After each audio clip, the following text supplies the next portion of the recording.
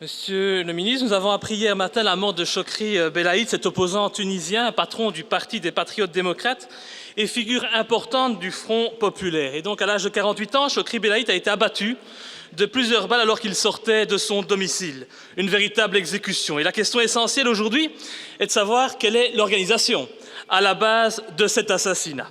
J'aimerais donc savoir si vous pouvez déjà nous en dire plus. Vous avez peut-être, sûrement, des informations de nos services secrets. Chokri Belaïd, qui était fortement menacé ces derniers mois, a toujours été un combattant de la démocratie, un défenseur des droits de l'homme. Son combat lui aura même valu d'être emprisonné sous les régimes de Ben Ali et Bourguiba. Il s'est toujours opposé de toutes ses forces à la dictature, qu'elle soit politique ou religieuse.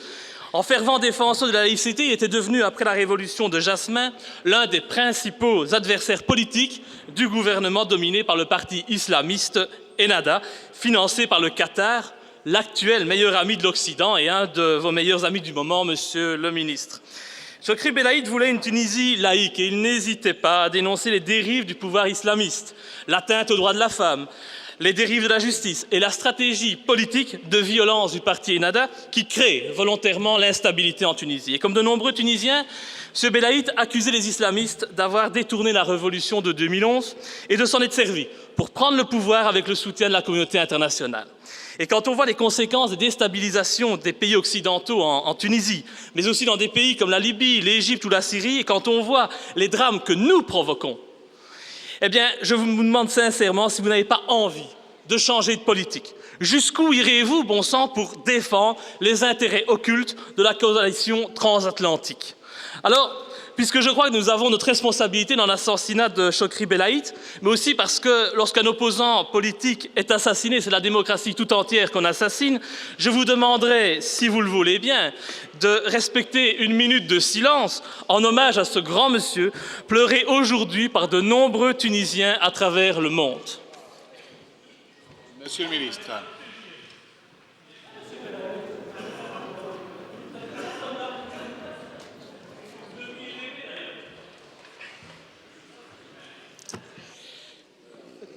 Monsieur le Président, chers collègues, plutôt que les bruits que je viens d'entendre, j'aurais tout d'abord, au nom du gouvernement, présenté nos condoléances à la famille de Chokri Belaïd, ainsi qu'aux dirigeants et membres de son parti.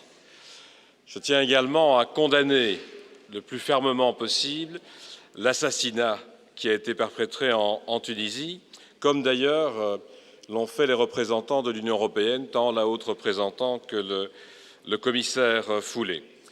Je dirais que les faits parlent d'eux-mêmes, mais il est très difficile aujourd'hui de s'exprimer en quoi que ce soit sur des responsabilités. Il est simplement clair que les multiples attaques perpétrées contre des membres de l'opposition et des activistes par des groupes extrémistes, dont les soi-disant Ligues de protection de la Révolution, témoignent d'un durcissement de la violence politique.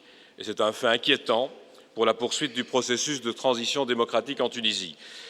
Je salue bien entendu les condamnations intervenues dans le chef des leaders du parti Ennahda et l'appel de son leader Rachid Ghannouchi à tous les Tunisiens et à toutes les parties, je cite, à s'unir et à faire preuve de vigilance pour affronter tous ceux qui veulent menacer la paix civile et la concorde dans le pays. Je voudrais terminer en disant que, bien entendu, il faudra que les autorités tunisiennes fassent le plus rapidement possible la lumière sur cet événement tragique et inacceptable et traduire les responsables en justice. Il faut mener des actions contre les agissements violents qui sont en train de se multiplier sur le territoire tunisien. Mais, je disais, je suis particulièrement inquiet de voir ces derniers mois un certain nombre d'atteintes aux droits de l'homme et le développement de cette violence politique. La société civile doit pouvoir s'exprimer, jouer son rôle en toute liberté, c'est essentiel pour que la Tunisie assume une transition et que les autorités tunisiennes, qui ont la responsabilité d'agir et de maintenir le cadre nécessaire au bon fonctionnement d'une démocratie, répondent aux aspirations du peuple tunisien 2 ans après le renversement de Ben Ali. J'aurai bien entendu l'occasion de donner plus de détails sur les éléments autour et alentour de ces assassinats lorsque les autorités tunisiennes auront progressé dans l'enquête qu'ils viennent d'entreprendre. Mais je voudrais à nouveau réitérer nos condoléances à la famille et aux proches de Chokri Belaïd et à tous ceux qui ont milité avec lui au sein de sa formation politique. Merci, Monsieur le ministre.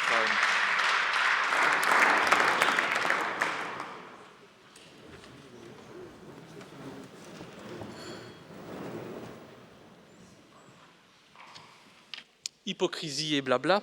Si vous pensiez ce que vous dites, Monsieur le ministre, vous auriez accepté la minute de silence. Une fois de plus, les paroles ne coïncident pas avec les actes. Et vous le savez, depuis la révolution de Jasmin et la chute de Ben Ali, la dictature religieuse est venue insidieusement remplacer la dictature politique. Et nous assistons au même phénomène en Libye, en Égypte, et la Syrie, elle, résiste, mais pour combien de temps encore? Mais bon, vous le savez, puisque la Belgique participe à cette déstabilisation. Oui, je vous ennuie, mais sans nul doute, nous ne pouvons voir que dans le chaos actuel qui s'installe en nord de l'Afrique que la main de l'Occident, Monsieur le ministre. L'Occident, les autorités américaines et de leurs alliés. Sinon, comment expliquer qu'un parti comme Ennahda, dont l'influence était plus que réduite avant la Révolution, à laquelle il n'a même pas pris part, ait pu financer sa campagne et devenir en quelques semaines le premier parti tunisien? Merci au Qatar, merci à la communauté internationale. Et ce n'est plus aujourd'hui un secret que l'Occident tire les ficelles et s'immisce dans la politique intérieure de nombreux pays stratégiques, de par leur situation géographique ou de par leur richesse naturelle. Et donc le but est simple, déstabiliser la région, faire accéder au pouvoir des partis islamistes qui ne correspondent pas à la volonté du peuple, pour ensuite les désigner comme des menaces contre nos populations occidentales et les attaquer et mettre en œuvre le néocolonialisme actuel. Alors, pour paraphraser le slogan de la révolution de Jasmin et le fameux Ben Ali dégage, je dirais Barak, Benyamin, Elio, François et les autres, dégagez, les Tunisiens n'ont pas besoin de vous.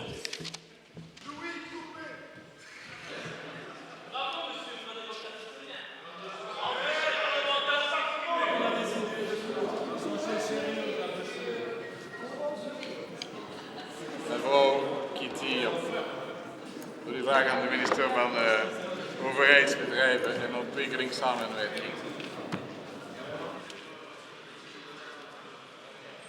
Il y a des moments où on n'a pas besoin de spectacle.